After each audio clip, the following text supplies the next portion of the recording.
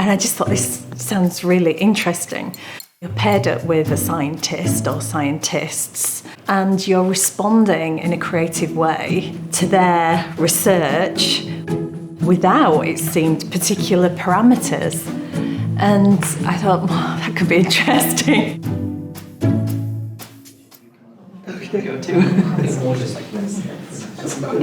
I've always described it as rubbing academics up against artists and seeing if sparks fly. So this email came through saying that I'd be working with people who are performing research using the principles of fundamental physics to understand equally fundamental biological processes. And then I thought, wow, biophysics. I don't know anything about biophysics. When the artists first meet up, they have a very brief period to talk together. That's where you get paired up. You meet your person for the first time. It was obvious why they paired us together, because he's dealing with organic mechanisms and I'm very interested in mechanisms. Even looking at something like Hamlet and seeing if we could, what was lovely was the openness and the interest in each other's disciplines.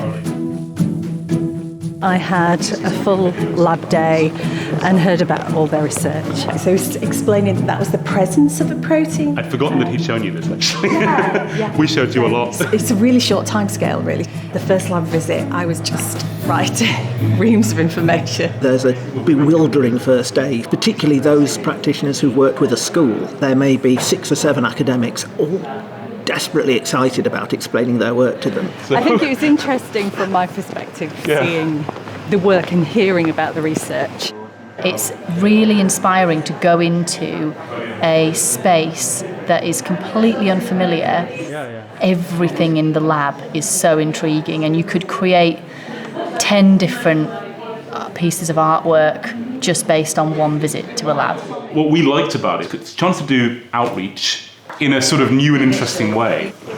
I knew that there's this whole massive field of research, a lot of it inspired by this scientist called William Asprey. I looked at the Asprey journals in the Ulita archive. There's no set brief, there's no specific outcomes from this. It all comes from the dialogue at the time, what you see and experience. I'm starting to see how different people's research areas all come together as a whole. You know, there was the lipid layer. With the lipids around the outside, this brighter outside layer is the oil layer. I just had to find different ways of working so that when I could come back in, I could visually articulate my ideas to the biophysics team.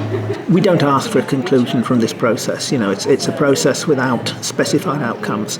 But of course, these people, you know, the academics and the artists, they want to make something. That the gut instinct is to kind of create something. This was a digitally printed fabric. There was just a strip of colour on a silk viscose. A chemical effect was applied. It's just burnt away the entire background. You know, these are starting to look like some of the molecules that we study, which were produced by hand knitting. Yeah, these are hand knitted. What we'll be able to do is to explain how it works to people by kind of, you know, holding it in your hand. The cell is being stimulated, the molecule does this. You actually think outside of the box. You think how you can interpret a science into a more simple way, trying something different, except, you know, your routine life. For example, me being in the lab, I will definitely go back and do more of this. Talking to an artist was really interesting, really helpful, and gave me ideas for not only my own research, but how I would like to kind of communicate it to others. He talked about getting contacts from museums to do some kind of art science collaboration work. It's an opportunity to work with someone who's in a completely different field to you, but working together and finding that way of truly collaborating. It's the roots for other things to develop. I sort of sense we'll keep talking.